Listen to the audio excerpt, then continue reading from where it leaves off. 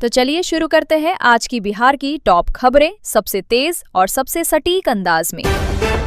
अररिया में भीषण सड़क हादसा। अररिया में देर रात एक बड़ा हादसा हो गया।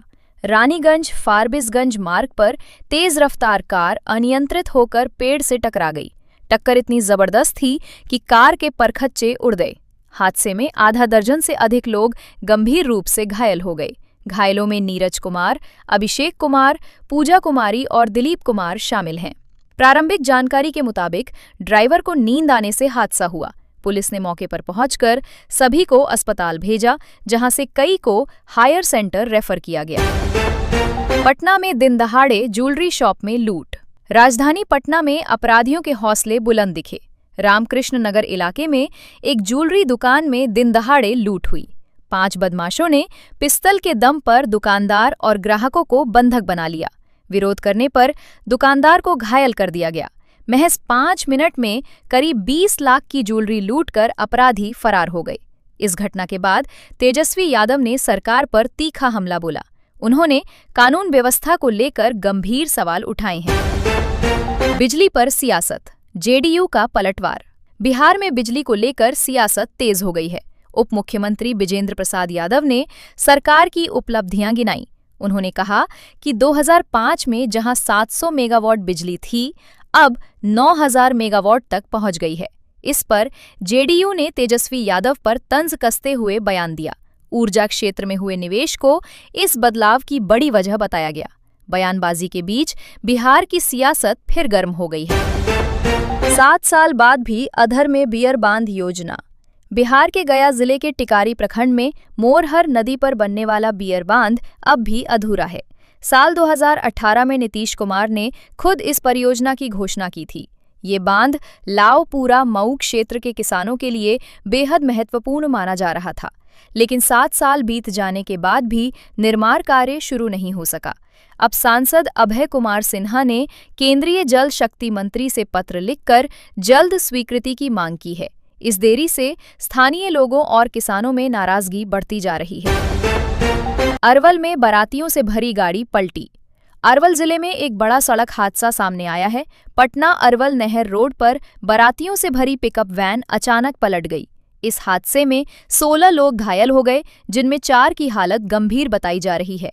बताया जा रहा है कि सामने से आ रही गाड़ी के अचानक चकमा देने से ड्राइवर संतुलन खो बैठा। स्थानीय लोगों और पुलिस की मदद से घायलों को अस्पताल पहुंचाया गया। गंभीर रूप से घायल लोगों को बेहतर इलाज के लिए पटना रेफर किया गया है।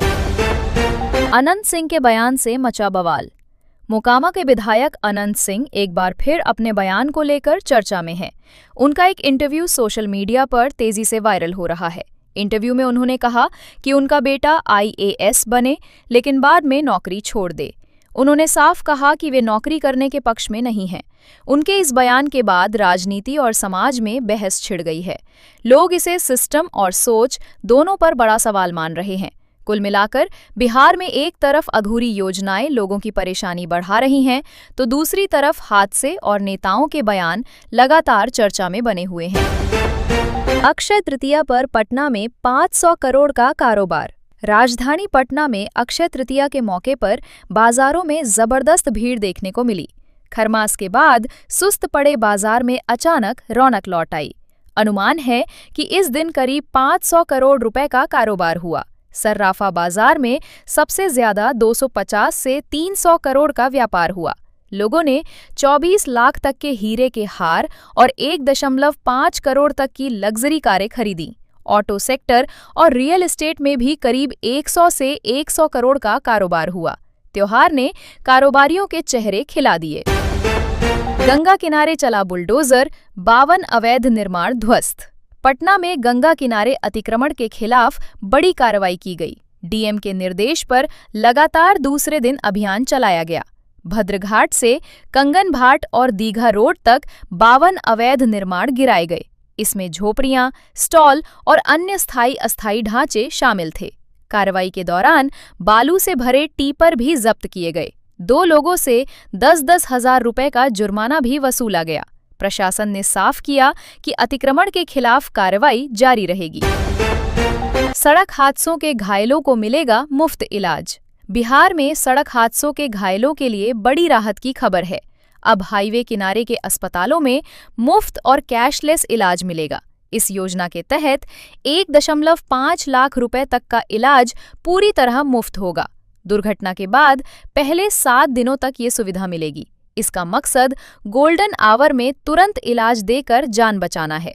सरकार की इस पहल से हादसों में मौत के आंकड़े कम करने की कोशिश है। कुल मिलाकर बिहार में एक तरफ त्योहार से बाजार गुलजार हैं, तो दूसरी तरफ प्रशासन सख्त कार्रवाई और लोगों को राहत देने वाले फैसले भी ले रहा है। गोपालगंज में बड़ा सड़क हादसा, दिल्ली से आ रही बस पलटी, कई यात्री घायल। बिहार के गोपालगंज जिले में उस वक्त अफरा तफरी मच गई जब दिल्ली से छपरा जा रही एक यात्री बस NH 27 पर अचानक अनियंत्रित होकर पलट गई।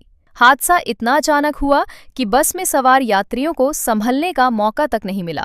देखते ही देखते बस सड़क किनारे गड्ढे में जा गिरी और चारों तरफ चीख पुकार मच गई। इस हादसे में करीब 24 से अधिक यात्री घायल हो गए हैं, जिनमें कई की हालत गंभीर बताई जा रही है। घटना की सूचना मिलते ही स्थानीय लोग सबसे पहले मौके पर पहुंचे और राहत बचाव का काम शुरू किया। इसके बाद पुलिस और प्रशासन की टीम भी तुरंत सक्रिय हो गई और घायलों को बस से बाहर निकालकर नजदीकी अस्पताल पहुंचाया गया।